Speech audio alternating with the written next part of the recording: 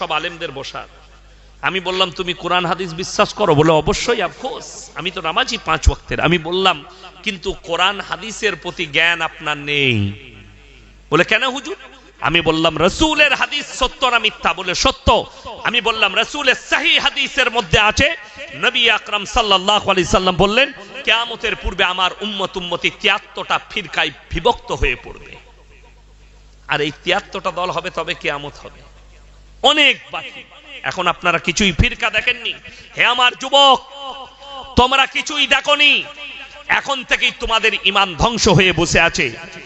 আমাদের বাপ চাচা যাদিকে দেখতে পাচ্ছেন দাড়ি টুপিওয়ালা, এরা কালকে মারা যাবে, কালকে চলে যাবে, আমরা চলে যাব।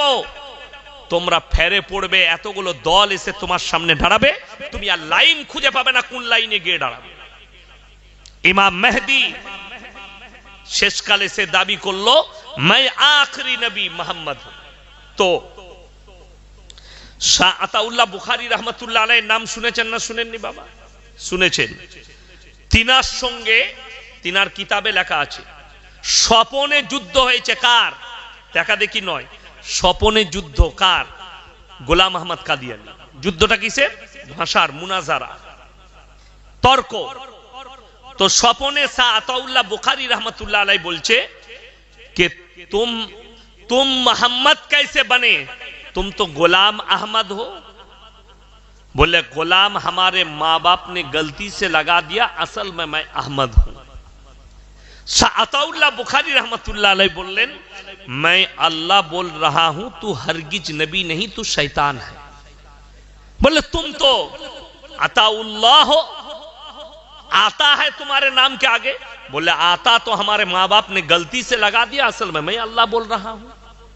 এটা কিন্তু তর্ক, নিজেকে আল্লাহ বলতে চাননি, তর্কের মাধ্যমে তাকে হারিয়েছে। গোলাম আহমদ কাদিয়ানীর বেটা তার বাপের জীবনী লিখতে গিয়ে লিখেছে আমার আব্বা এত ভদ্র ছিল, এত নম্র বিনয়ী ছিল, পাগড়ি মনে করে আমার মায়ের ছায়াটা ফজরের সময় মাথায় লেপটিয়ে মসজিদে চলে গেছে। আচ্ছা, কোন নবীর জন্য, সাহাবীর জন্য শুনেছেন যে বইয়ের ছায়াটা মাথায় লেপটিয়ে মসজিদে গেছে? কথা বলে না? না, ওটাকে পাগল বলা যায়, পাগল। এই গোলাম আহমদীর কাদিয়ানী দল বর্তমানে বিস্তার করেছে 24 পরগনায়, বর্তমানে বিস্তার করেছে পশ্চিম বাংলার বিভিন্ন জায়গায়। এদের হেডকোয়ার্টার হচ্ছে লন্ডন। যতগুলো শয়তানের দল আছে, যতগুলো ইসলাম বিরোধী কাজ হয় আর ইসলামের নাম নিয়ে চলে, এদের সব হেডকোয়ার্টার হচ্ছে লন্ডন। হিজবুত তাওহীদ বাংলাদেশে একটা ফিরকা তৈরি হয়েছে, এদের হেডকোয়ার্টার লন্ডন। হেডকোয়ার্টার হচ্ছে লন্ডন। কেন? আপনার কিছু জায়গা আছে, সুযোগ সুবিধা, নামাজ পড়া লাগবে না, রোজা রাখা লাগবে না, আল্লাহর ইবাদতের প্রয়োজন নাই, এই ধরনের যে আকীদা, আমার ভাই, এই ফিতনা থেকে বাঁচতে গেলে আপনাকে ইলম হাসিল করতে হবে। ইলম হাসিল মানে কি? আলেম হতে হবে। কোন মৌলবি বলেছে? আমি একবারও বলিনি আপনাকে আলেম হতে হবে। ইলম মানে অতটা হাসিল করুন যতটা করলে বেঈমান কাফের যদি আপনার উপরে জাল ছুড়ে আপনি ওই ইলমের দ্বারা যেন দেখতে পান। আপনার ছেলে ডাক্তার হোক, মাস্টার হোক, আপনার মেয়ে ডাক্তার হোক, প্রফেসর হোক, ইঞ্জিনিয়ার হোক, কিন্তু যদি দিন না থাকে, আল্লাহর কসম খেয়ে বলে যাচ্ছি, আল্লাহর কাছে কোনো মূল্য নাই। যদি দিন না থাকে, আল্লাহর কাছে কোনো মূল্য পাবে না। মূল্য তার আছে যে দুনিয়ার সঙ্গে সঙ্গে আল্লাহকে চিনতে পেরেছে। এই দুনিয়া সম্পর্কে কোরআনে কি আছে? ওয়ামাল হায়াতুদ দুনিয়া ইল্লা মাতাউল গুরুর। এই দুনিয়া তোমাদের জন্য সম্পূর্ণ ধোঁকা। আপনি ধোঁকায় পড়ে আছেন, আপনি বিপদে পড়ে আছেন, আপনি ধোঁকায় পড়ে থাকবেন না।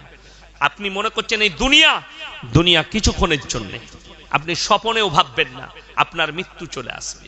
একটা ছেলে স্কুলে পরীক্ষা দিতে গেলে তাকে 1 মাস আগে রুটিন দেওয়া হয়, এই তারিখে এই পরীক্ষা হবে। সেই ছেলে তৈরি হয়ে যায়, কালকে আমার ইংরেজি পরীক্ষা আছে, পরশু আমার অঙ্ক আছে। আগের রাতে সে পড়াশোনা করে, কিন্তু কেউ বলতে পারবেন যে কে কবে আমরা মৃত্যুবরণ করব? কারো জানা আছে? জানা নাই। মৃত্যুর দিন ধার্য আমার আল্লাহ জানেন কার কখন মৃত্যু হবে। অর্থাৎ আপনাকে 24 ঘন্টা রেডি থাকতে হবে কবরের জন্য।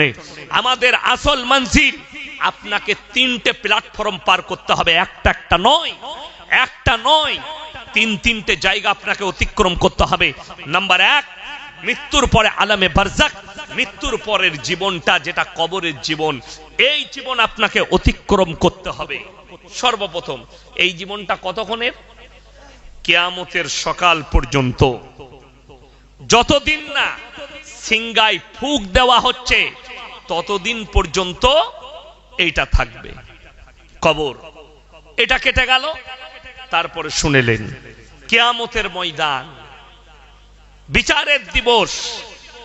আর আপনি ভাববেন না বিচারের দিবসটা আল্লাহ তাআলা এত মানুষের বিচার কিভাবে করবেন, আল্লাহ কোরআনে ক্লিয়ার করে দিয়েছে।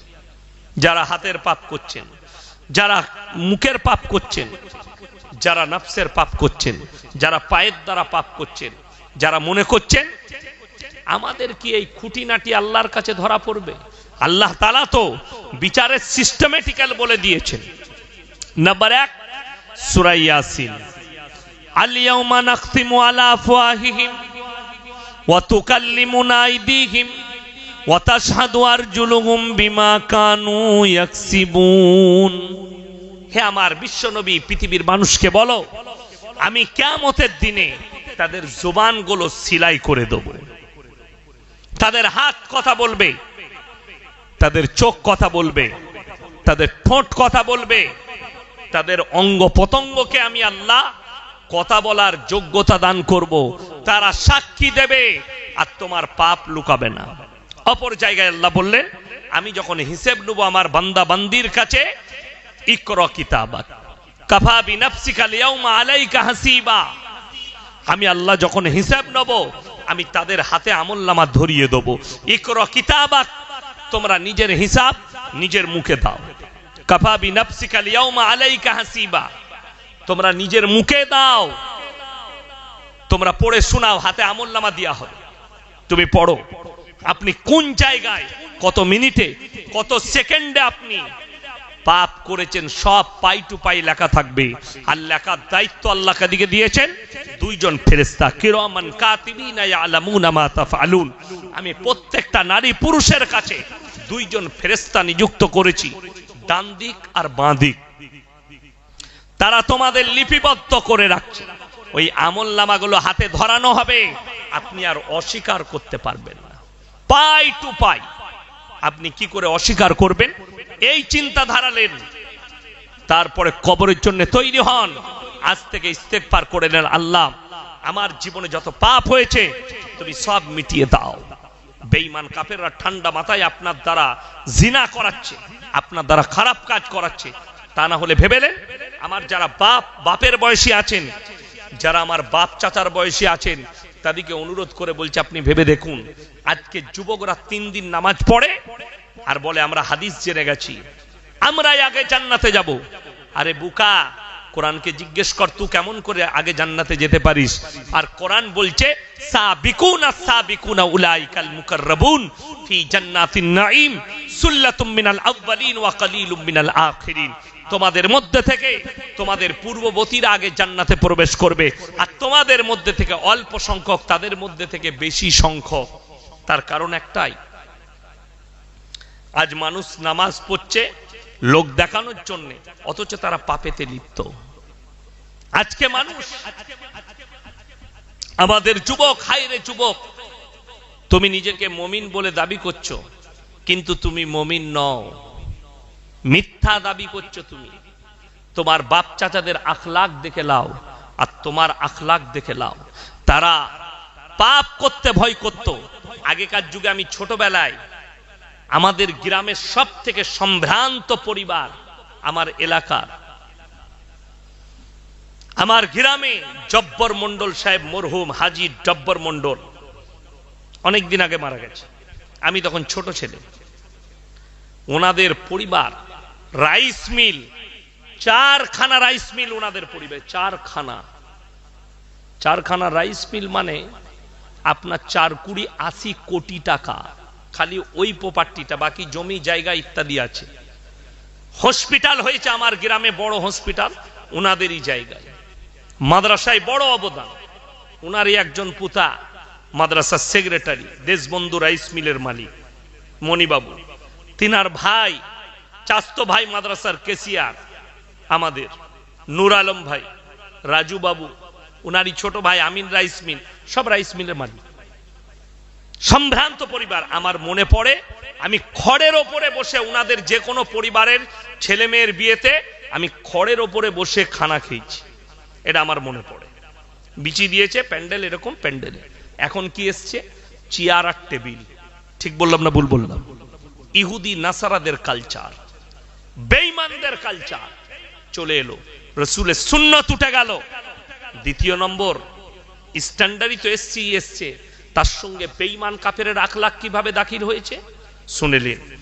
আগেকার যুগে নিকাহ হতো সুন্নত তরিকায়, মসজিদের ভেতরে নিকাহ পড়ানো হতো, না হলে ঘরের ভেতরে নিকাহ হতো। আজকে প্যান্ডেলে হচ্ছে। একটা বিয়েতে ইমামকে 1000 টাকা বিয়ে পড়ানো দিতে এদের গায়ে লাগে, কিন্তু সেখানে হারাম কাজ দেদারে চলে। গান বাজনা, আপনাদের দিকে মনে হয় গান বাজনা হয় না? বিয়েতে হয়? কথা বলে না এরা? হয়? হ্যাঁ না না বলুন। হয় না? মাশাআল্লাহ। জীবনে করবেন না। বহু জায়গায়, মুর্শিদাবাদে দেখছি, আমার বর্ধমানে দেখছি, মুসলিমদের বিয়ে, সেখানে গান বাজনা কি করে হবে? কেন হবে? সুন্নত তরিকায়। আলেম উলামাকে জিজ্ঞেস করুন, রাসূলের জামানায় মসজিদের ভেতরে নিকাহ হয়েছে, মসজিদের ভেতরে নিকাহ। আর আজকে নিকাহগুলো হচ্ছে প্যান্ডেলের ভেতরে, নারী পুরুষ একসাথে বসে খানা খাচ্ছে। ইসলাম বিরোধী কাজ। আজকে আপনার কাছে পর্দার কোনো মূল্যই নাই। আপনি মুখেতে বলেন ইসলামে পর্দা করা ফরজ, কিন্তু আপনার কাছে পর্দার মূল্য নাই। একটা চকলেটের মূল্য আপনার কাছে আছে, কিন্তু আপনার বিটির, আপনার বিবির, আপনার বোনের মূল্য আপনার কাছে না। একটা 1 টাকা দামি চকলেট কেউ যদি খুলে বাজারে প্লেটে রেখে বিক্রি করে, আপনি আর কিনবেন না। এটাই ময়লা বসেছে, এটাই ধুলো পড়েছে, এটাই মাছি বসেছে, এই চকলেট আর কিনবো না। কেউ কিনবে খুলে বিক্রি করলে চকলেট? 1 টাকা। এই 1 টাকা চকলেট প্যাকেট থেকে বার করে দিলে আর মূল্য আপনার কাছে কমে গেল। অথচ আল্লাহ কোরআনে এবং রাসূল আকরাম সাল্লাল্লাহু আলাইহি সাল্লামে এত মর্যাদা দিয়েছে একটা নারীকে, আপনার কাছে আপনার বিটির ইজ্জত চকলেটের থেকেও খারাপ। একটা চকলেটের ইজ্জত আপনার কাছে আছে, কিন্তু আপনার কাছে আপনার বিটির ইজ্জত নাই। তার কারণেই তো